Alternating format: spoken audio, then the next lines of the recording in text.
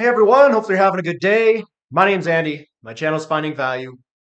Today we're going to rip through Twitter, see what people are sharing on social media like I do every day. It's going to be commodity, wealth building, and/or financial topics that I cover, the big three.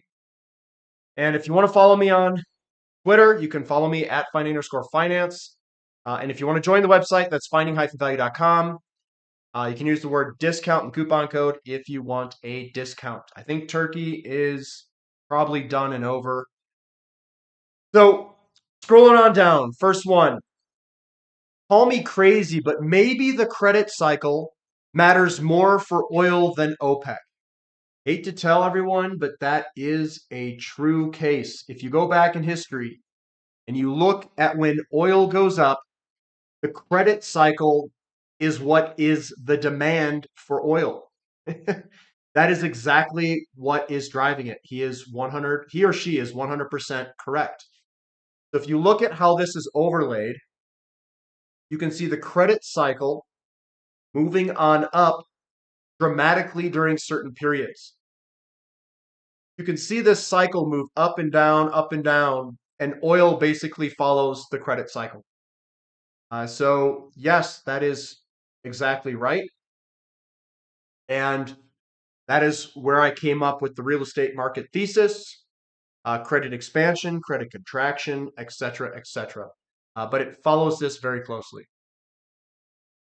Coming on down, oil's wild ride is being driven by a disruptive band of bot traders. An opaque group of algorithmic money managers with large positions are whipsawing prices, according to Bloomberg. Do you guys believe that? I have no idea, but oil, it just seems like it falls off a cliff and trades lower by like $1 or more in a second. So it could be the case, but that's what they're saying from Bloomberg. If you want to know the price volatility in oil in the short term, at least that's their opinion. This type of setup that typically ends up in a short squeeze. Investors have recorded or have record downside bets on palladium. Current levels have never been seen since 1995. Look at the short level on palladium. I'm gonna have to get me some either palladium directly or some palladium companies, because when I see this type of movement, this is setting up for a short squeeze, boys. No, I'm not saying it's going to be immediate, like as in short term, like next week we're just going to go to the moon. But when I start seeing these types of things, I just got to take the opposite bet. I got to. When everybody gets so one-sided and everyone is so sure that something is either going to fall or to go higher, I generally take the opposite bet. So that's what I'm seeing there in palladium. According to data collected by Consumer Reports, EVs, electric vehicles, are significantly less reliable than conventionally powered cars. Plug-in hybrids fared even worse. These had 146% more issues on average than the conventional alternative. Says EVs have 79% more reliability problems than gas cars, says Consumer Reports. I'm wondering why is that the case? I mean, isn't an electric car basically a internal combustion engine car that is, well, I guess your heating system would be completely different. Your AC would, I don't know if the AC systems are different in a electric vehicle. I know your heating systems would be. You've got batteries, and I don't know how long batteries last, and I don't know if there would be any electrical problems with that. I'm just finding it really hard and difficult. Maybe they just put more options on electric vehicles, like software options. People can't get into their car or something like that. I don't know. It's kind of interesting because you take the internal combustion engine out, and that's really where all the maintenance is at. Why would they be less reliable? Are they just running out of power, or what the heck is going on? Maybe it has something to do with extremely cold weather. If you guys know what the reason is for this reliability problem, put it in the comment section. I'd like to hear your opinions on why EVs are potentially less reliable than internal combustion engine cars. Here's NVIDIA. Is this the same setup where we could get a potential big move to the downside? He's got two fractals or charts here. You can see BC, up thrust after distribution. And I admit, guys, this looks pretty dang close. BC, up thrust, and up thrust after distribution. And I would say that this is probably an accurate, maybe an accurate reading here. I'm just trying to compare the two. It looks pretty similar. So yeah, it very well could be that NVIDIA could be heading much, much lower to a land far, far, far away that's underground. Money quote of the day: a budget is telling your money where to go instead of wondering where it went. This is my opinion on budgeting. I will never budget. I do not like budgeting. I will not budget. The way that I do it is I just ask myself, do I really need this? And if the answer is yes, I buy it. If the answer is no, then I have to cost justify it. I say, yeah, I probably should get it now because if I wait, it's going to go up in price, or something like that. But for the most part, I don't really buy that much stuff. So someone who doesn't buy a lot of stuff, a budget is not worth it because I ask that question every single time I buy something. And most of the things I buy are not very expensive, but they are very, very good value. For instance, I buy brake pads for my cars off of eBay, and I usually buy like decent ceramic pads. They've got friction coefficient levels of usually FF because that's the friction coefficient I like, and it balances the car out quite well. And most of you guys probably don't even know what that, I guess that is, but I just buy stuff, and the brake pads are like $20, $30 a set. That's it. I think Wagner pads are a pretty solid selection, and the thermal quiets are generally the ones that I get, and I think they're pretty good for just a solid street pad without doing anything exceptional on the pad. Without racing on it or trying to get up to really high speeds where you're going to heat the pads up quite a bit. The yield curve had reached inverted levels only seen a handful of times since 1920. Each one ended in a sharp economic downturn. This time is not different. The question, though, is when is this going to uninvert? So, yes, a recession will come after a large inflationary period. No way. No one would have guessed that. The inversion of the yield curve or the yield curve steepening is a indicator of where you're at in the business cycle. So what occurs is this is the hyper supply phase. Then you go into a long, we'll call it recovery phase. This is probably pretty drawn out and long. These inverted portions are when you get large bouts of inflation. Then, when that inflation is solved, the yield curve comes back. So there's a slowdown in the market. So this thing cycles back and forth based off the real estate market. Your real estate market had high inventory here, here. In 1990, it had high inventory. It didn't here in 2000. It did here in the late 2000s, and we don't have any here or here. So this could uninvert like the tech bubble, but you need less government spending. We need less inflationary kind of impulses, and that inflationary impulse could also come from credit expansion in the real estate market. Historically, these are driven by credit, the real estate market and credit expansion in that real estate market, that all these inverted yield curves have been outside of 2000. But here, we've got all this government spending that's going on too, and deficit spending. So this is a tough read because the real estate market is not driving this. And I think we got driven down to this level with real estate credit expansion and a bunch of stimulus money. Now that they're not doing stimulus, is this going to come back where we've over tightened? It very well could. Not denying that, because the real estate market volume in terms of sales volume has really dropped off. So now we're relying on the government to do deficit spending. And that's where we're relying on these days. It's hard to believe that this is the crude price chart on the day that OPEC Plus agrees to a 2.2 million barrel per day of headline cuts beginning in a month. 1.3 million barrels per day rollover and 0.9 million barrels per day new commitments. And this is the selling pressure we get today. I found it kind of weird too, but the markets will be the markets. Housing prices are more or less a direct relationship to the money supply. The printers will turn back on again. They always do. So this is the median sales price for new houses sold in the United States. Kind of a weird metric to use, but the house prices go up at about the same rate as the M2 money supply. I agree with that.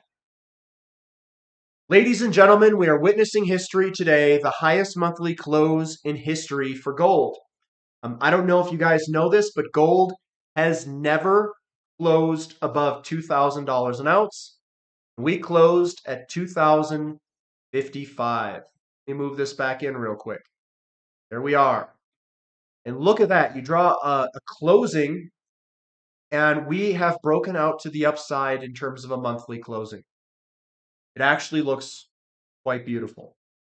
But go gold. Let's keep ripping to the upside. Here's silver. Uselink says, my take on why $26 is the big level. $26 was the big breakdown level after the big move up in 2011 to $50. It broke down from $26 in 2013. It's to assume that such an important level will also spark a big run up this time around. The big battles between $25 and $26. So that's the big level we want to break, guys, $26. And we can see back in history, we used that as support when it came back down from the $50 level. We broke through it, came back down, hit our head on this level quite hard, trying to break through it. We want to clear $26 an ounce. We get above 26, we go to the motherland. Go to the motherland. That's where I want to go, guys. Let's go to the motherland together. But here we go. If you look at terawatt hours generated per fatality, nuclear power is the safest form of power on the planet. So what are the safest and cleanest energy sources? Nuclear is number one. Now here's oil over here, coal and gas. I want to make a comment as this also pertains to oil. There were two inventions in history that increased the lifespan of humans the most. What do you think those two inventions were in history? The first one was plumbing. Plumbing took the crap that humans would create and got it away from humans and their houses that they lived in. The other large technological innovation was cars, and cars were built off gasoline. Cars got rid of horses, and horses would poop all in the streets, and people would walk through the poop, bring it into their homes, and they would die of bacterial diseases. So, of anything in this world, oil, specifically gasoline, and maybe you could even argue coal to some extent, depending on trains and stuff like that, have actually increased the lifespan of humans more than any other technological advancement in the world. It's plumbing and the automobile that increased human lifespans the most and got rid of the majority of bacterial diseases that people were dying from. And they were dying in their 30s and 40s. And that drastically increased the life expectancy when cars and plumbing were adopted uh, in human lives. The 5 levels of wealth: no debt, no checking prices at restaurants, no checking prices at hotels, no phone case on iPhone, and GFY on CNBC. The 5 levels of wealth. Well, I would not say that's the 5 levels of wealth. I would disagree with that. Um, the no debt, I don't think that matters. I don't think checking prices at restaurants or hotels or having a case on your iPhone actually matters at all. I would look at it as the few levels of wealth would be someone who doesn't have to worry about their bills, then someone who doesn't have to report to a boss, and then someone who um, can plan out any day that they want to have during any day of the week. That is my level of wealth. So covering the bills is kind of the first step. You got to get that done in order to live. It doesn't matter what it takes, 9 to 5 job, whatever. And then you just keep building. How do you get rid of the stuff you don't want in your life? And that is what I consider to be wealth. I don't care about the prices at a restaurant. I don't even like going to restaurants that much anyway. So I like eating at home, high quality food, just make it myself. It's much easier to make it. It's much faster too than having to drive to a restaurant, sit down, order, wait for a waitress, order all that stuff, get the food, wait for the check, all that BS. It's like, dude, this is taking way too much time. So I'd rather just eat at home, um, throw something on a skillet, throw something in an air fryer, cook some burgers, cook a steak, cook something like that. And I consider that to be far more wealthy because I can do what I want, when I want, how I want it, all just at your house and not have to leave and waste all that time driving around. But I can understand people don't want to clean, dishes or whatever. But that's the way I look at it.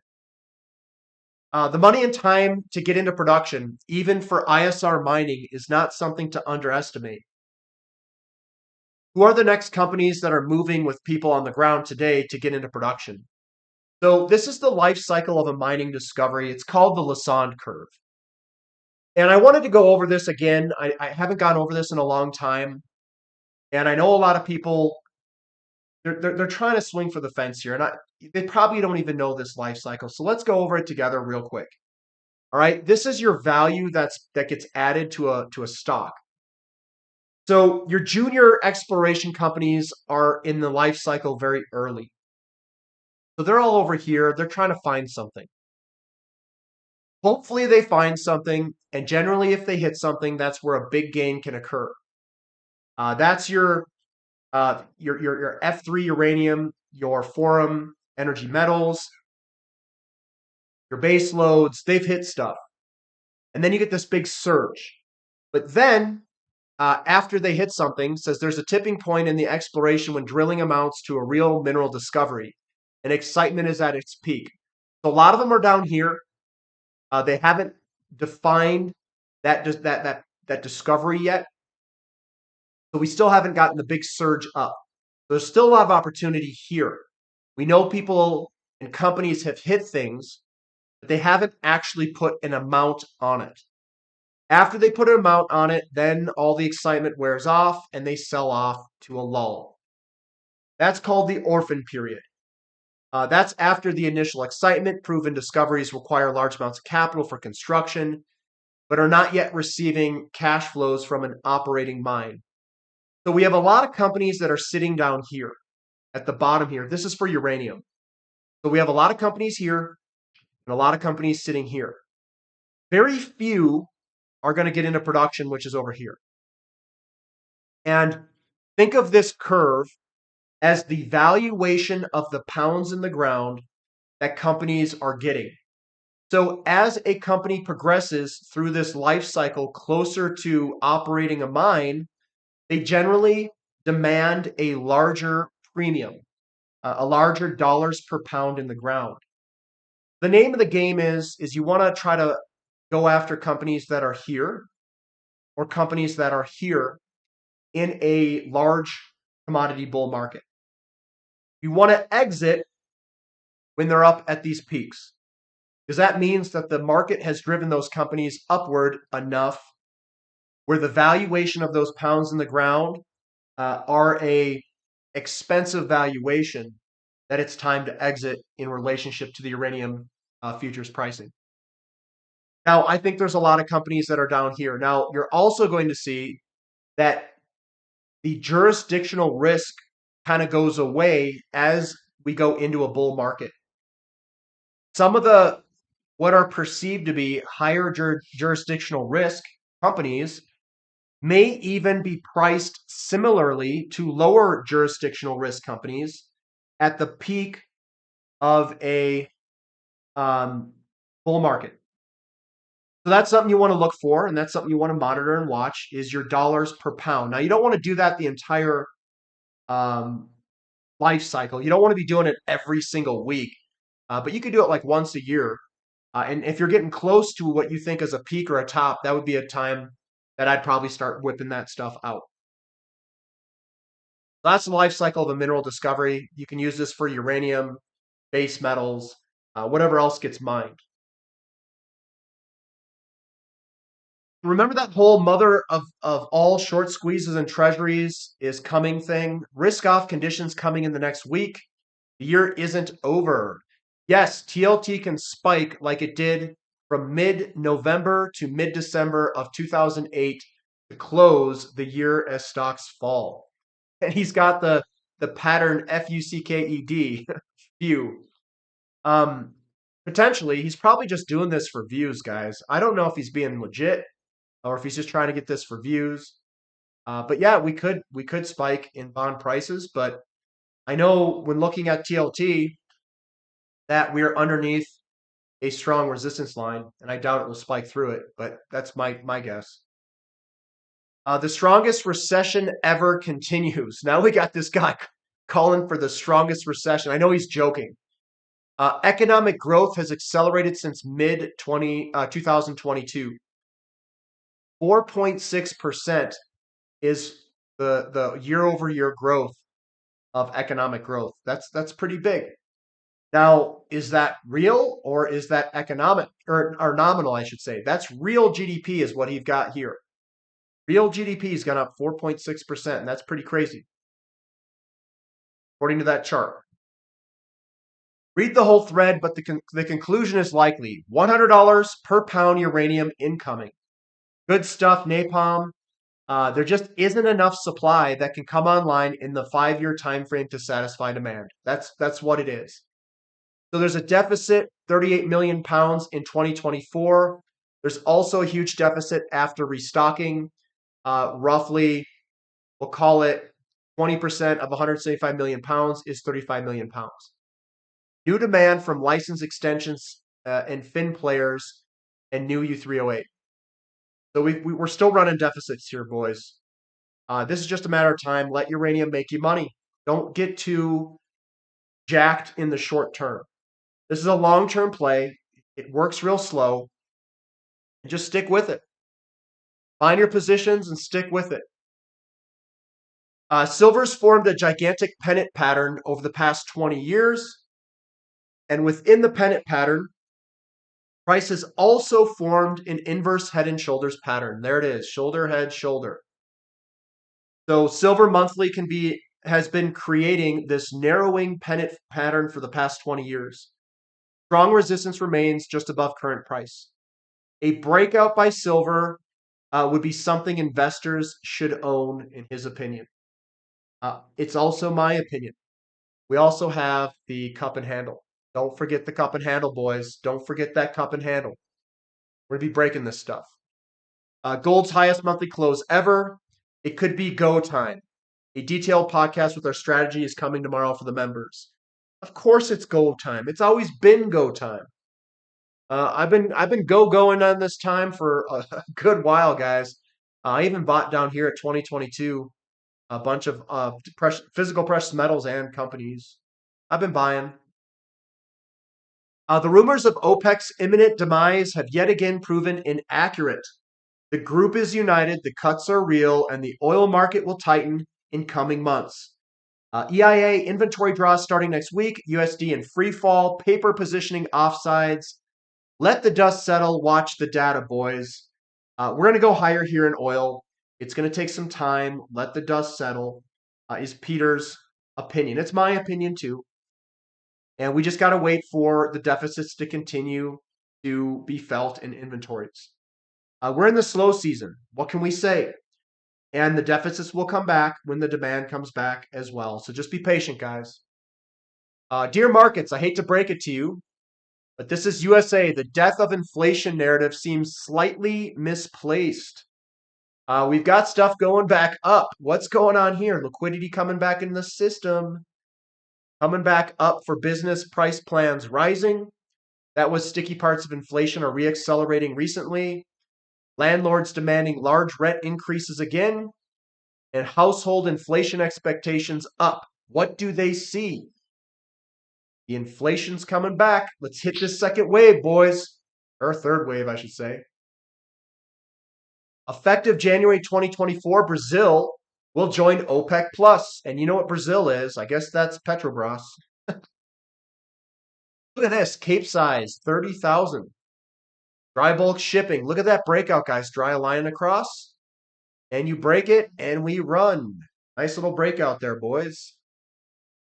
Brazil's oil production growth has been broadly telegraphed, but Brazil's increasing oil consumption is not well known. Their oil consumption is up 10% year over year and up 42% since 2019 is remarkable. So they've got huge internal demand of oil. So as they produce more oil, as more money's flown into Brazil, their oil demand is rocketing higher. Maybe that means less exportable oil. Who knows? Now, this guy says we haven't gone into recession yet. Housing prices haven't crashed yet. The dollar hasn't crashed yet. The financial system has completely gone under yet. But being bearish all the time is so easy because you just get to move the goalposts every time you're wrong. So, I obviously a recession will come at some point. I don't know when that some point is. And maybe it's already getting behind us because we're starting to see liquidity come back into the market here. So maybe the slowdown's behind us. I mean, it's so hard to tell. But by the time the market starts moving higher, they'll be like, "Hey, look, we just came out of a recession," and then they determine it when it's behind us. So it's tough to say. On Brazil joining OPEC Plus, worth noting that OPEC sees it as one of the largest sources of supply growth next year. There's Brazil, Guyana, Canada, and US. And guess where I'm positioned? US, Canada, Brazil. That's where all the growth is coming from. I like it. Most people don't want to actually want millions. They just want to be free from bull crap. Yeah, I agree with that. I want to be free from the bull crap. Totally agree. Because I think you're supposed to be bearish on cyclicals when this line is high, just saying. You want to be bearish on cyclicals when it's up here. You want to be bullish on cyclicals at these bottoms. So, yeah, we should be bullish on the cyclicals, not bearish. Maybe the recession's behind us. That's why we've come down and we're going to start to move on up. Maybe, maybe. What do we got here? So this is what it looks like when a country decides to nationalize your largest asset. And that's First Quantum. First Quantum announced that it has suspended commercial production at its Cobra Panama copper mine in Panama. Begins care and maintenance program at the mine. Look at this sell-off, guys. They're at $38 and now they're at $11 and just free falling. I feel bad for the company. I mean, that sucks. It really does. And you know, I don't think I would have this would have got me, I think. I mean, I wouldn't have guessed this. I really wouldn't have. So that's unfortunate. And I didn't own any First Quantum, thank God. But that sucks, guys, if you own it. Sorry about that. Grady says, always prioritize your mental shape. Without that, you have nothing. Your time and your thoughts are your prime assets. Focus less on controlled news, market manipulation, central bankers, rampant views, talking heads, fear mongering, climate narrative, herd views, daily crisis talk, etc.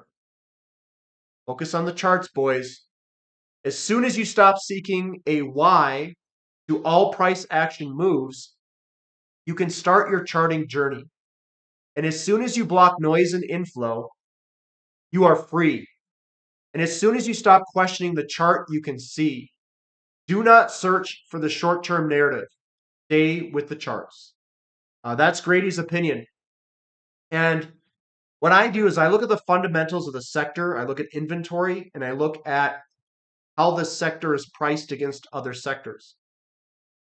Then I look at the charts to try to find what companies I like the most. So I'm a combination of sector valuation and charts, and then also market conditions, because I want to make sure that I'm painting a broad picture across all asset classes to make sure the market conditions are ripe for commodities to go up. So, great question. I have one better. How much longer can the US government print treasuries and the market continue to buy them? US outstanding treasuries have increased 66x the value of US gold reserves by the current market price since 2007. That's crazy. Treasuries to gold ratio of 66x. Real GDP divided by gold, 17x. Gold's way underpriced, guys. We are going to see a big move in gold. And we're just starting that journey right now. And that's where I'm going to end it, guys. So I'm going to end it there. That's what I've got. Give me a thumb up for the content. Subscribe to the channel. Subscribe to the website. We've got a 5 p.m. Mountain Standard Time question and answer session coming up on Sunday. If you have any questions, you can answer it, or you can ask those directly to me during that Zoom call if you're a part of the website and our community. So see you guys there.